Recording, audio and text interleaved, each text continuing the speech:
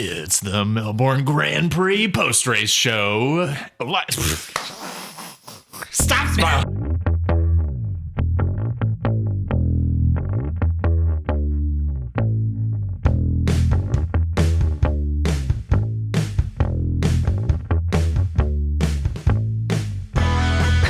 God. Oh my. So that was super smooth there, Noah. Don't look at me like that while I'm doing it. So welcome to another edition of the F1 Side Pod, where we have music now, and also tried to do some fancy stuff at the beginning that didn't exactly pan out. But I'm Cody.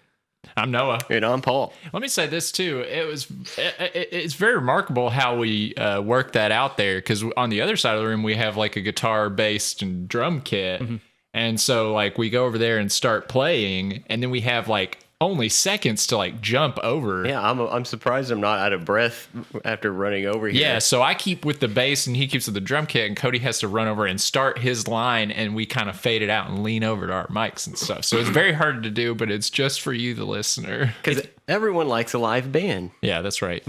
I could do it because in the week off, I did my one pull-up that I said I was going to do. Mm-hmm. In that week off. Noah, how did your 1,000 push-ups go? Yeah. God, I'm so strong physically now. Just like Benedict Cumberbatch, I'm a big, powerful dog now. Okay. It's good. A very good workout. 1,000 push-ups, easy. What was it like? What was it, 71 a day? Yeah, I think. And I had to start. He would know that. Exactly. Yeah. Well, I did the math, and I made sure to text you to make sure you did your 71 per day. Yep. I get up 7 o'clock in the morning, eat eggs, and then go for them push-ups. Easy. Well, easy for it's you. It's not even worth talking about. It was so easy. Yeah, easy for you. But to wake up for this race was nigh impossible. We actually had to watch it recorded because here it was on at 1 a.m. And that's not great for us to try to watch it. I tried to watch qualifying live and fell asleep. But anyways, post-Australia, all in all, in my opinion, good race, active, all the safety cars, not great for the people who caused them, but good for a cool restart. And we had LeClerc taking the victory. We had Perez. Yeah, you'll hear the Monaco national anthem. Perez, P2, Russell, P3, Hamilton, 4, Norris rounding out the top 5. Yeah, and I'm liking that Norris there. Well, I'll say this too, not just a victory, like an absolutely dominant victory from LeClerc, like 20 plus. Oh seconds. Yeah, that was super solid. Right? Even all without the other Verstappen drivers retiring. should be embarrassed. Mm-hmm. Even without Verstappen retiring, he was easily pulling away from Verstappen the longer the race went. And Perez even said after the race that at no point, like basically they weren't able to compete with them at this race at all. Yeah. Like it just could not keep up with them. So yeah, but super dominant performance. Congratulations to Charles Leclerc, as I attempt to say correctly. That's actually. Oh, sorry, I didn't use enough phlegm in that, I guess. Man, alienating any foreign audience immediately, huh?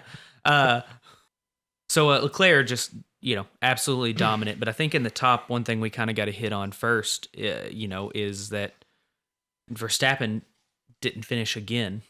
2 out of 3 races he hasn't finished, and 3 DNFs total for Red Bull this season out of 3 races. Yeah, it's a shame. It's not a great way to start for the defending champion. Right. No, it's not really how you want your what the beginning of a season for a world champion looks like either. So I just think that it doesn't look good for them. Like that's just 3 races, but long term doesn't look good. I think if I'm not mistaken, and it's possible I've been mistaken on things before, but what are they up like 32 points now? Like Ferrari or you mean Leclerc? Like in the constructor or no? Sorry, Leclerc drivers. Isn't he up? He's up 33, I believe. 33. I'm double checking that right now, but I believe it's 33. Now I read something that said that that's bigger than any gap between first and second place at any point in the 2021 season. So that's no small He's up deal. 34 actually. 34, okay. Yeah, but no, that was last year. I don't think Verstappen ever even got up 34 or Hamilton on Verstappen.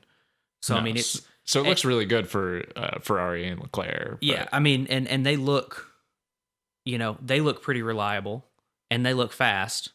Yeah, and I mean, very fast. The people behind them are Red Bull, who doesn't look reliable, and Mercedes that doesn't really look fast. Yeah. I think I wouldn't say Mercedes was slow. I thought Mercedes had a good enough race. Like they definitely. Okay. I would say maybe that Mercedes and then even like McLaren.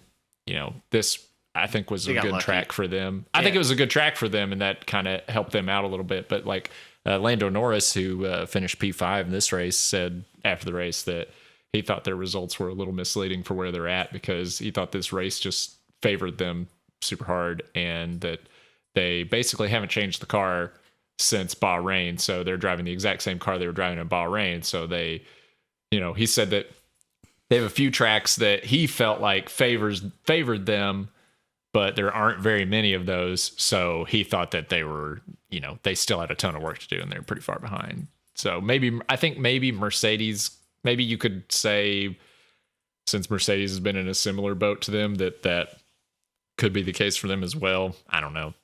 Might be just assuming, but yeah. No, I mean, I think that's fair. I mean, and George Russell, obviously, I think first podium, not because he did 2 laps in a rain-soaked Belgium. Right. Yeah. But I mean, it's one of those things that kind of the race. You kind of got to watch the race to know, because like Russell, it's not like he necessarily out raced Hamilton. Mm-hmm. He got, he pitted during a safety car and got that just enough of an advantage to stay ahead of him. But yeah, I think, obviously good for McLaren getting 5-6. But some tracks like Haas was up there in pace, just didn't have it this week. Mm-hmm. So, it could be just, I mean, it depends on the track each and every week. But I think Ferrari being up there, shows that I think they're going to be able to bring it each and every week. Yeah, I think they're looking Leclerc is looking world championship material. Yeah. Yeah, for sure. I think that the first 5 positions, like other than like the DNFs that kind of popped up, I thought it was pretty just, cut and dried, not too much action and stuff. But there was definitely some more, stuff lower down in the podium going on. But I commented while me and Noah were watching it. It's kind of funny to see like how like the teams were together with like basically how fast their cars are. It was like it was no mixing. At like one point, it was like 2 and 2 besides signs, but it was like Ferrari 2 and 2, Red Bull 2 and 2. Didn't even like down below, like didn't Haas also finish like 13, 14? Yeah, or but something it was like funny. That? It was like the top like 6 drivers in their teams were like 2 and 2, and then it just got all scrambled as it went down. But it was kind of funny to see. Speaking about the fact that Sainz was so far down, I personally felt bad for him, but I think this is just kind of a bump in the road for him. Oh yeah, but yeah, I felt so bad that because obviously they had, with how far ahead Leclerc was, they had the faster car that he didn't get to get points and continue his push. But like not finishing is gonna happen. Like it's bound to happen. They had Hamilton, Verstappen. Max has done it twice now. Yeah, exactly. But like even last season, like did they? How many DNFs did like Hamilton and Verstappen have a piece? Mm-hmm. I mean, I know they didn't finish in the same race when they wrecked into each other. At least one of them last season, they DNF'd each other. Yeah, exactly. Well, I guess Verstappen DNF'd both of them, but depending on how it was ruled. Right. I can't even remember. Yeah. But what's kind of the overall feel of this race then? I thought that like it was kind of vanilla. Yeah. I don't know. Like for some reason, I just wasn't like hyped about it. Like it was just kind of like, this kind of seems about like where it's going to be. I think like the biggest thing was that Sainz going out in the second lap and then Max's car catching on fire. But other than that, I was just kind of like, meh. I think the real excitement came from the multiple safety cars and like slowdowns and everything that happened. Yeah, but because it allowed him to get close, but then it allowed honestly Leclerc to take off and leave him again. Russell got that free pit and upset Hamilton. Yeah. My feeling on like the safety car pits and stuff is I felt like that when those happen, it kind of just like, it kind of just put everyone in the pits in a pretty regular interval, it felt like. So then, there wasn't a ton of, stuff going on around those pits either. Like, one thing I'd want to hit on is that Alex Albon went almost the entire race on the same set of tires. Yeah, that was the only reason he pitted was so he didn't get a penalty. Right. Yeah. Like he crossed the finish line in the pits, right? I thought he pitted before the last lap. Oh, did he? I thought he went one lap on those tires. Gotcha. Yeah, I guess you would have to do one lap, wouldn't you? Yeah. So interestingly, I think it's crazy they were able to go that long on those tires. I think that the reason they were waiting as long as possible is because they knew he had to do it or he'd get a penalty. And he was trying to because if you looked at the interval map on the side of the screen, basically, I think they were saying that the pit in this race would shave about 18 seconds on average off. Yeah, 18 to So 20. they're trying to it was clear they were trying to get an 18-second gap away from 10th place, and I think he finished 10th. We don't have the rundown up, but he finished 10th. Yes. He got 1 point, so Williams now has a point on season, which is freaking wild. Yeah, I think though. I mean, I know they were trying to get that, but usually if you've got hard tires going that long in a race, like you're not keeping ground or gaining ground on anybody. And he was. Yeah, he was actually like I think he was maybe losing like 0.2 to Ocon behind him, but they told Ocon to stop pushing at one point because it was burning up his tires. Right. And it was just like, it was nuts that he almost went. And honestly, I'll go ahead if we want to jump to this and we can jump back. I would put him as my driver of the day, personally, going from starting 19th to ending up 10th and almost doing the entire race on a set of hards. That's pretty good. Who One did set. get? I didn't even see who LeClerc. got driver. LeClerc got driver of the day, which he won the Grand Prix by like 20 seconds. So right, yeah, that's understandable. So headlines kind of post race on this. There wasn't a lot going on. Again, this was kind of a vanilla race, just in my opinion. But or I guess my opinion too. Yeah, and then. Headlines for this race. There's only like kind of 2 that I saw that were interesting post race, but there was an incident at the end of the race where Hamilton got on his radio and said that his team put him in a difficult position. Now, the reason it seemed like he was saying this was because during the race he had a pit stop, and the next lap around there was a safety car because of an incident on the track, and his teammate Russell pitted under the safety car, right? And so he had a better pit, and George Russell got ahead of him. So it ended up they finished the race with George Russell ahead of Hamilton, and Hamilton said on the radio that his team put him in a difficult position. He tried to he tried to explain this after the race. He said that he wasn't saying like. I don't even know that he wasn't saying that blaming it on them at all. But in the moment, that's what it sounded like. Yeah, he said he wasn't blaming the team for what happened, but he said he couldn't fight for third because the engine was overheating, so he had to back off, and he just had to sit behind and kind of like let it happen. But I don't know. It didn't really seem to address anything. But I feel like he said it, and then he was trying to like backtrack a little bit. But that was really kind of. I thought kind of whiny. Oh, it was very whiny. Yeah, he just got unlucky, and I think that exact thing happened to him. What was the other race? That was last race, wasn't it? Yeah, it was Saudi Arabia where the pit lane was closed. Right. Yeah. And he could. Yeah. So just got unlucky 2 times in a row. Like what? But he always has. It seems like he always has to go kind of after the team first. So yeah. Well, yeah, I don't know. The whole thing, like last season on that, when Perez was like defending that awesome defense he did to get Max back up to Hamilton, and he was like, "This is dangerous, man. Well, this is driving, man. This is pretty dangerous driving, huh?" Yeah, yeah. I think my thing with him, like he's arguably maybe the best. He's definitely one of, if not the best driver in the world. Oh yeah, but I think he's definitely the quickest to jump on his team. Yeah. Like it seems like he's the first person to start pointing fingers at his team and stuff, which it's kind of just hard to fathom. Like, you probably got one of the best Formula One teams in the entire world. So it's just weird to think like, well, if they aren't good enough for you, bud, then who you want helping you out, fella? Yeah. Yeah. And then, one more headline there was Lando Norris with the McLaren thing. We kind of already talked about that, but he thought the McLaren kind of outperformed where he thinks they're at. Yeah. And if that's true, that's unfortunate because I was very hyped that McLaren was back. I put it in my notes. McLaren's back with an exclamation point. I did too. I felt very excited about it.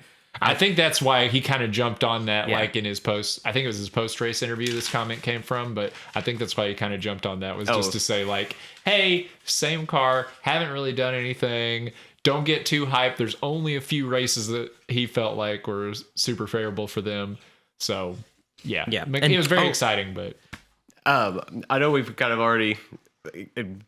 covered the winner of the racer thing, but there was an interesting fact on the post-race show about this. So this has been what they call a grand slam for Ferrari, which is get pole, finish first, and have fastest lap in one race weekend. Leclerc was this is the first time for Ferrari to have a grand slam since Alonso did it in 2010. So I thought that was kind of interesting. Oh yeah.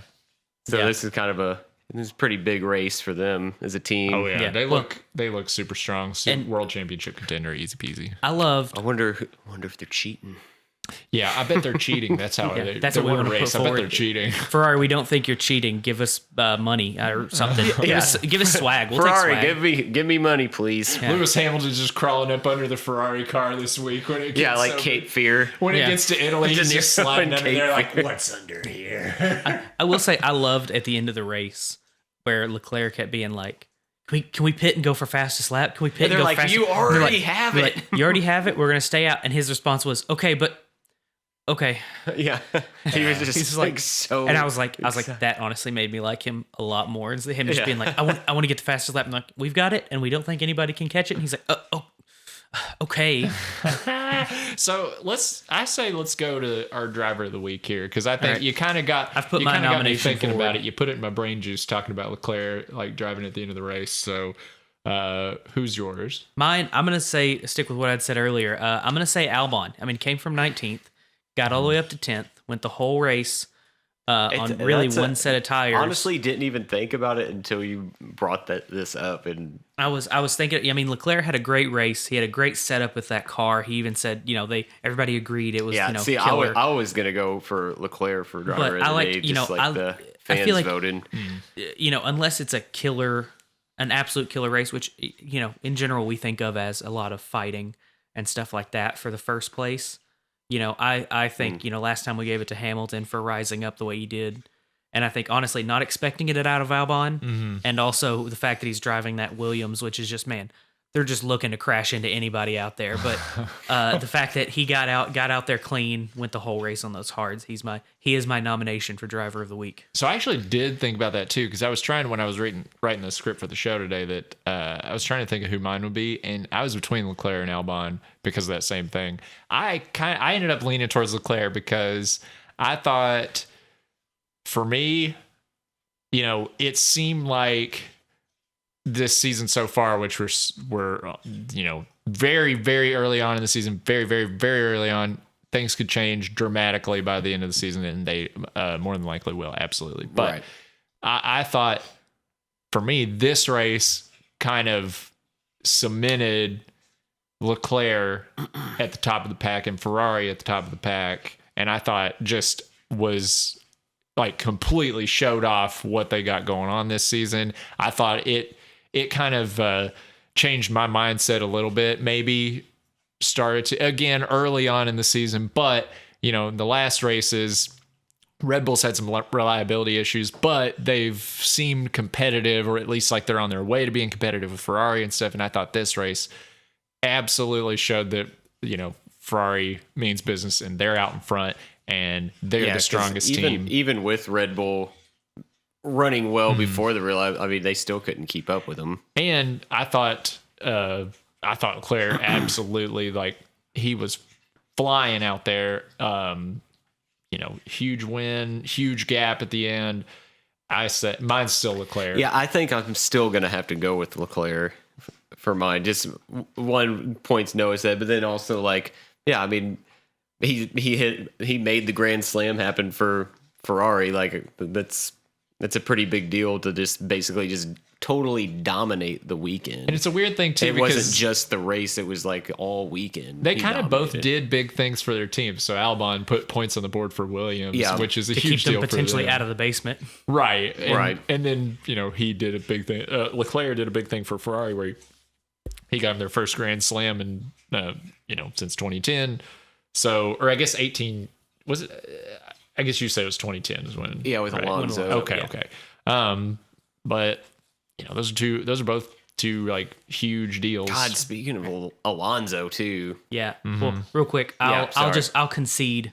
Okay. Since it's 2-on-1 and we're not going to have a heated argument where we all just yell at each other. Okay. Put your knife back up, Paul. He gave it up. So. Shink.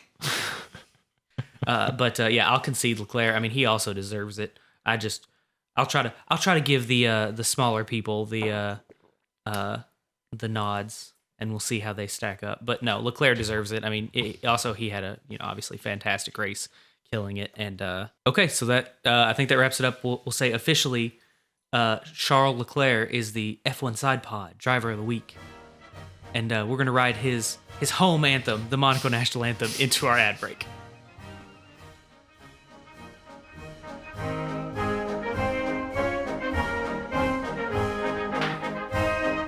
All right, so this is our ad break, but if you've listened to the show before, we don't have any sponsors. That's a big thing about our ad break. But if you're a company and you want to sponsor us, we are open to it. That's right, but we do have something we have been doing for our ad break since we don't have sponsors. We're doing hyper-targeted advertising samples. So this is basically show a company what we're capable of. Yeah. Now, I've got a couple of leads for us this week. Now, these are people I specifically know are listening to this podcast this week, and we're going to come up with some ads to do for them and try to get them to buy something. And that's just kind of a sample. So if anyone wants to sponsor us, they know what to do, and they can see like what we're capable of, our incredible skills at sales.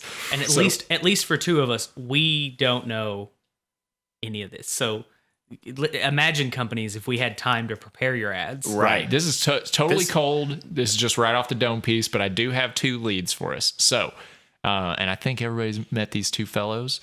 So two of my coworkers at my other job, I have a lead on them. They are listening to this show this week. Possibly they can hear my voice right now. And that is Seth and Gary. I won't say their last names. Good. Well, I'll say Wright and Graham, and I won't tell you which one goes with which one. So you'll have to I'll Facebook them four different names instead of two. I think we just doxed your coworkers. No, it's okay. I didn't say which name goes with which one, so it's really not a big deal. Well, I'll do it. Maybe it's actually four guys. Right. Seth, Gary, Wright, and Graham. It could be. I won't say. Yeah. But the two guys that we're hyper-targeting our ads to, there are just two of them. But, okay. Yeah. So we've established that fiction. It's not fiction. It's real. They've been doxed. Anyways. Okay. So and you guys know these guys. I'm trying to think of what we would hit them with. They both are video editors and photographers. So maybe like GoPro.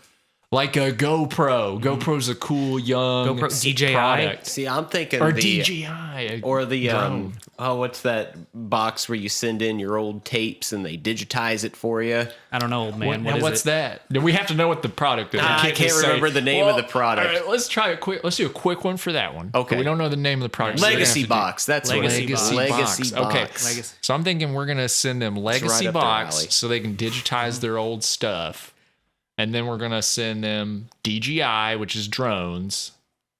DJI. Yeah, I knew that. And you cut this out so that it'll sound like I know that. We're not cutting. Got it. Yeah. And then like a camera lens. Is that what the other one we said? A lens? Sure. I said GoPro, but GoPro. That was it. Yeah. Do they sponsor podcasts? No, hold on. This is just a sample. This is just we don't have to get in don't get in the like, that mindset of like, do they see it? But I think what Seth would really want is a nice, tight pair of MeUndies. No, I don't know. We got to bring the. We'll see. They're not getting a free sponsorship. They got to give us actual money to get those. I say, all right. I think Seth would like those undies. We already got 3 ads we got to do. Yeah. Okay. All right, so we got quick ad. First one is Legacy. What is it? Legacy Box. Legacy Box. Tell us about Legacy Box and what they're going to do for Seth and Gary. Well, you know all those videos that your mom has stashed upstairs of when you were a kid, and what it's are all we on going to do with all these videos? Oh no, they're clogging up the attic. Oh no, my VCR's broken. They don't manufacture those anymore. My 8th grade science project only exists on VHS. What if it's destroyed in a flood? Well, now you're in luck, Sethy boy. You can Or Gary boy. Yeah. You can send in your old VHS tapes and Super 8 tapes from your childhood We know what all to those are. Legacy Box, where we'll digitize them and we'll send you a thumb drive with all of those videos on it so you can share it on Facebook and Instagram to show everyone how you were when you were a kid. Love it. Perfect. All right, now that one's clean. Let's do clean. They got it. Yeah. And And it's now a Legacy Box. let's do DJI. DJI. Okay. Hey, you're a photographer. We know how it goes. You like to do videos. You like to make videos. You want to fly a drone. You know, DJI. They've got all you want. They've got things that are balanced. They got gimbals like you're not gonna believe. Keep your shots balanced. Keep them good to go, baby. They got high def, 4K, 8K in some cases, camera equipment for the go, for the ease of it. And hop on down DJI, use our code that they haven't given us yet because they don't actually sponsor us, and you can get some percentage off or some other bullshit. So, yeah, if your name's Seth or Gary, you like filming things? Fast Boys with an I. Yeah. BOI. Yeah. So hop on to DJI.com/whatever. I don't actually know if that's their website, and get yours today. Hey, have you heard of this thing, GoPro? No, what is it? If you're a pro on the go, it's a camera. Oh, okay, cool. For pros on the go. Oh, sick. It's little, it's Tell me tiny. more. It's tiny so it can fit in your pocket. And that's really the appeal of it. Like, if you've not seen these things. But wait, is it durable? For sure. Why would I want to film my pocket? It gets in your pocket. I'm sorry. Do you want to talk on the phone with your phone in your pocket? You get hung up on weird details here. You know, you put it right there and you have it on speakerphone and hands free when it's in your front pocket. Okay, Grandpa, you're not recording video in your pocket, but you could keep it in your pocket because it's so tiny. Gotcha. But you're on the go. A lot of people buy these for sports and things. If you're if you're Seth or Gary, you already know what these are for. So and you need them and have them, but this is more of a reminder to get more of them and get the newer ones when they come out. So like if you've got the GoPro 4, then go get the 5 today. It's the newest one, whatever the newest one is. Maybe they're on 20. I think they're on 8. Whatever. Yeah, I think they're on 8 or 9. Yeah. Okay. Well, whatever. Anyway, if But GoPro this is our promo. You get the 5. Yeah. That's You get the the that's the 5. deal. Yeah. For free. And you know what, GoPro, don't if you want get us it. to look up which one you're actually on, give us money. Yeah. Because I'm not going to look it up. I'm not either gonna look way, it up. Otherwise. Okay, cool. All right. Let's get back to the show. All right.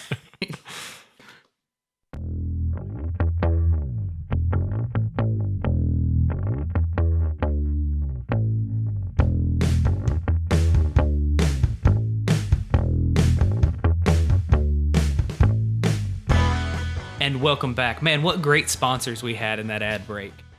What great, highly targeted sponsors and such good ad copy. We made $10,000 on that ad break. Oh, wow. I just You got the already got the I got the numbers numbers back. 10,000. We're Wow. going to buy And that's our starting bid for the next person who wants to sponsor us. Right. Snap. We're on our way. We've taken the first small step, never own F1 team. All right. So to kick off this part, I don't know. Do you guys feel sorry for anything? Do you guys regret anything you've ever said on this podcast or thoughts you've had? Hold on, I'm going to go. No regrets. Let me put up a little curtain here so Cody, you can't hear us for just a second. Paul, we were talking about this beforehand. You said you didn't know who to say sorry to. I know. I don't know who I would say sorry to either. Well, guess what? Cody's got a lot of apologies to make. Okay. Okay. Maybe let's suggest this to Cody. Let's just let him do 3 of them, and then we'll say sorry to him for making him do all the work. Okay, I'm going to take the curtain down. Hey, Cody, sorry about that. What'd you guys talk about? All that money we just made, what we're going to do with it. Well, Baseball, okay, so then I guess America's then, pastime. as normal, we'll just jump into our apologies section. I'm sorry. That's our Perfect. solid Cody, you drop, go and you're going to have to first. hear their time. I'll go first? Okay, Yeah. I've actually got 3 of them, if you guys will humor me. We can all be sorry together. Oh, how convenient. Oh, 3 of them? You have 3. You're Is going to this hog the all the Cody show? Yeah. Is this I mean, if you Cody's want, feeling if very you sorry want today. to do this, that's fine. But I mean, all right. Now, Well, one I of them- guess, let you I have guess it's 3 kind of. apologies. I say this. It's a little rude because I was counting the minutes of the last episode, and it seemed like we all kind of balanced out at the exact same number of minutes talked. And then if you do 3 of them, it's gonna throw that out of whack. But it's okay. Just we'll let you do it this time, and you can also. he's going to apologize to ratio us. us. He's Yeah. ratioing Yeah, us. that's what I'm looking for. So one of them was a light apology that since honestly the race, I wrote this kind of during the race even, is kind of murky on if I actually should be apologizing for it. But McLaren, I'm sorry, you aren't dead. Now, granted, they said it was Yeah, fuck you. yeah. You're Listen, not after that dead. first race, I think we all kind of thought, oh boy, McLaren may not be there. If I had to have an apology, it would be to McLaren because I was trying to think of someone to apologize to, but that's exactly what I was thinking. So I mean, would maybe apologize this was for. just a good course for them, like we talked about earlier. But I mean, they're not fully. They're not in the back of the pack like they looked in week 1 or race 1. I mean, they're scoring some points. They got to finish in with each other 5-6, and so I just think that's it's good. Another apology. Paul, do you have an apology? Actually, yeah, I was just checking my notes for Oh, wow. the race. So I did have an apology, and it's to Mercedes as a team. Not I was ragging on them pretty hard first couple races about how bad I think they are this season. What? Yeah, Man, we all thought everybody was bad. What do you mean bad? Hamilton got 3rd. But I feel like for a team, but I that's not- said it though. yeah, that's fair. That's true. fair. That's why I'm apologizing. Okay, then I'm gonna call my friend in here. Then, since you're apologizing to him, but this is my friend Toto. Oh, No, I take that back. I'm not gonna do his accent. I was gonna try to call. pretend to be. I think that's a good call. yeah. But I'll say this: you do owe them an apology. I feel like they've been for a team. There are a lot of teams this season who definitely haven't got their stuff figured out and will definitely need a lot more time to look like strong teams. For Mercedes to, I feel like, be one of those teams, they've still performed really strong in each race. And Right. yeah. That's why I'm apologizing. Okay. Well, I know, Because- but it's like this is like when you apologize to someone and then they reiterate all of the reasons that you needed You to should be apologize sorry. to them. I'm not apologizing to you. You don't need to reiterate. That's why I was Yeah. going to bring Toto in here, Yeah. but I didn't want to do his accent and look stupid. Well, speaking of people whose accents Just we don't start want to throwing do. your headsetter. So on the other end of saying we're sorry for saying that people were already done and they're not going to get any better, I'm basically setting this up for a future apology. But I'm sorry, Sebastian Vettel, Oh, that your car is such absolute ass. I know.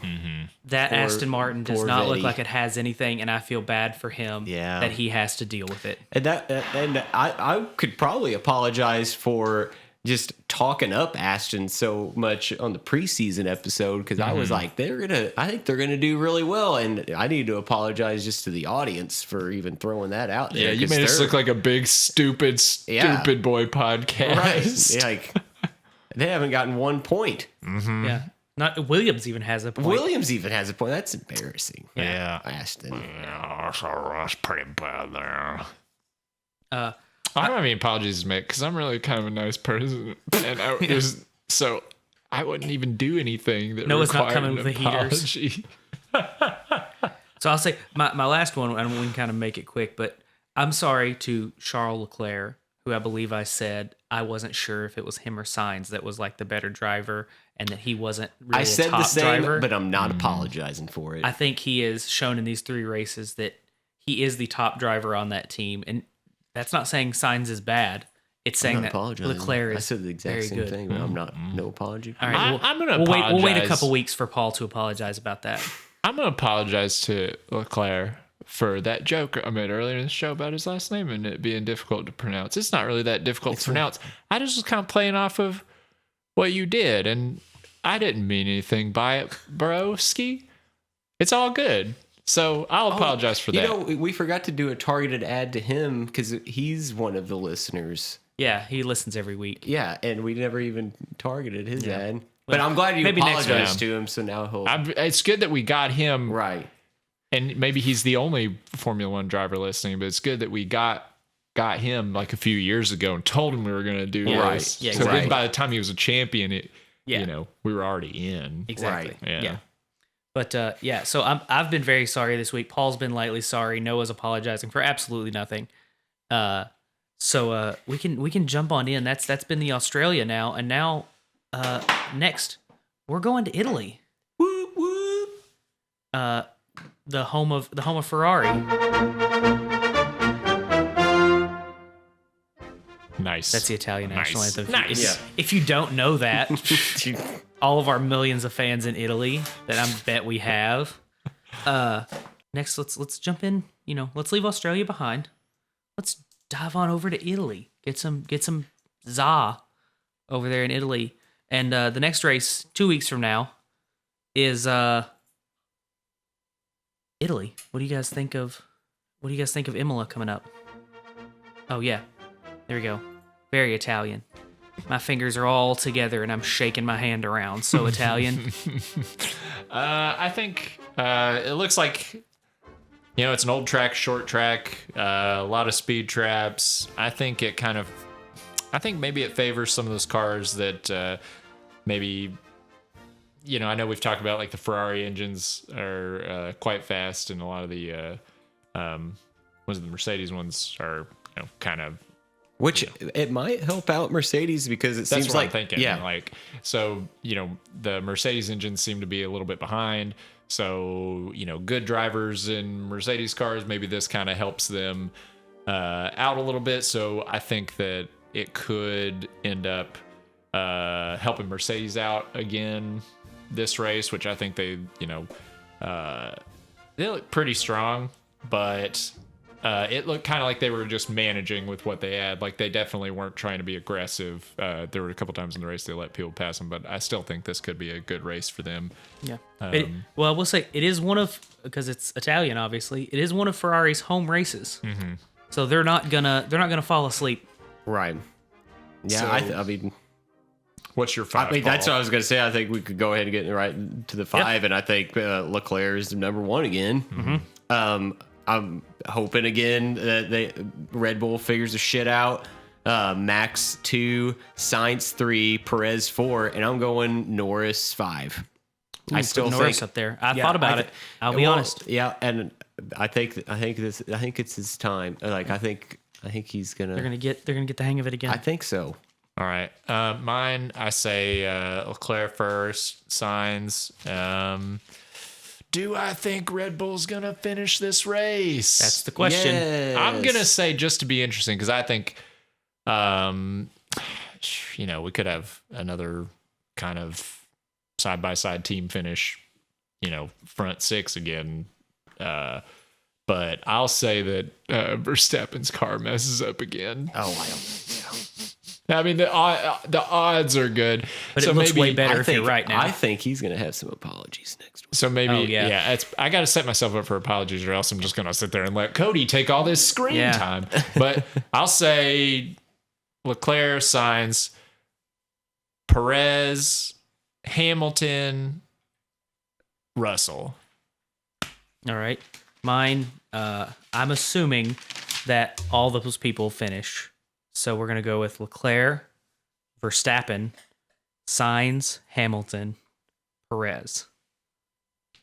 So I've got, and I juggled on if I wanted Perez or Russell at 5, because I think it could be either of them. But Yeah, I think Leclerc. I think Ferrari's going to come out. I think Sainz has a lot to make up for. Yeah. I think he feels bad. I think he's going to drive his absolute balls off. And then Verstappen's just been up there. Hamilton's going to keep going, but just kind of box out Perez, barely get him. I don't know. Maybe it's another malfunction thing. Perez gets 5th. Yeah, I'm not feeling super confident about my pick now. I think, as much as I could say that statistically, the odds of Verstappen finishing aren't great just because of the first 3 races, saying it out loud that they would not finish again seems bananas to me. But I'll stick with my pick, but I don't feel good about it. I'll say that. That's fair. I mean, that's totally fair. It's bold. You got to have something to apologize for, Noah. Right. I don't want to be so nice. But yeah, all of us have Leclerc. We think they're gonna have a huge celebration. Oh man, can you imagine just all the Ferrari fans just going nuts, especially if it's a Leclerc Sainz 1-2. Yeah. Again. Yeah. I mean, it's gonna be absolutely wild, and I'm excited for it. So now, what about? I don't know. Oh! You guys hear those horses? Yes, I think. Dark Horse Driver. Oh, it's time for Dark Horse Driver of the Week. So, mine is going to be stuck right with Norris. Norris had a heck of a time. Norris had a heck of a time at this track last year. Yeah. I'm going to say Ricciardo. Oh, okay. He also didn't do bad, and this was an early race when we all know he struggled with that car last year. This was an early race where he did pretty well last year. So my Dark Horse Driver of the Week is Aussie Daniel Ricciardo.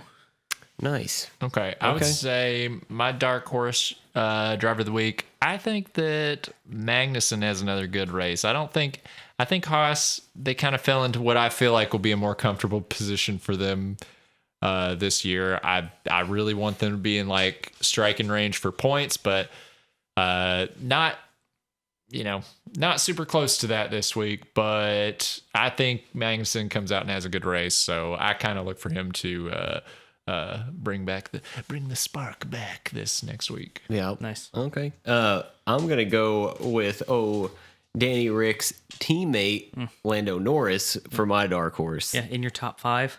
And he's my 5th. Yeah. That's pretty good. I mean, that's I know pretty good they got it this week too. But I think they're gonna keep it up, or he's gonna keep it up. Okay. Yeah, I mean that's totally possible. Like I said, he did really well last year at this track. Right. I was gonna go with him, but the fact you had him in your top 5, I was like, well, Paul probably thinks he's a dark horse too. Right. But yeah, hopefully. So we're both both of us, me and you, Paul, are hoping that McLaren is truly back. Oh, I really hope so. I really want them to come back and do well this season. And Noah hates them because he hasn't said that yet on this podcast. And maybe he'll have to apologize for that.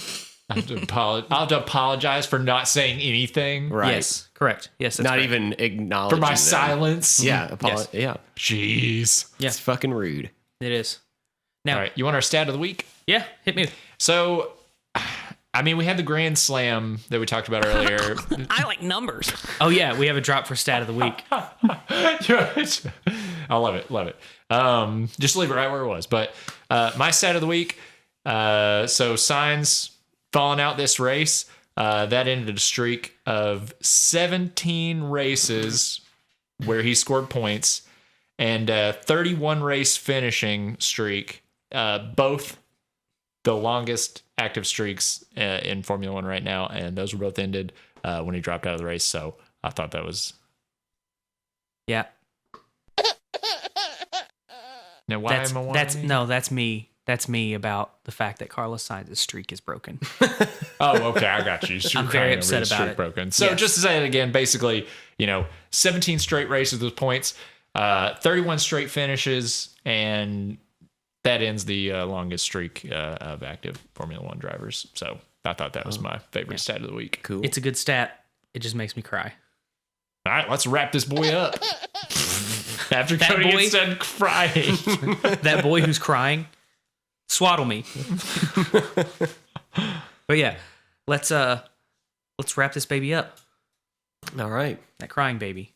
So follow us on social media. We've got a website, f1sidepod.com.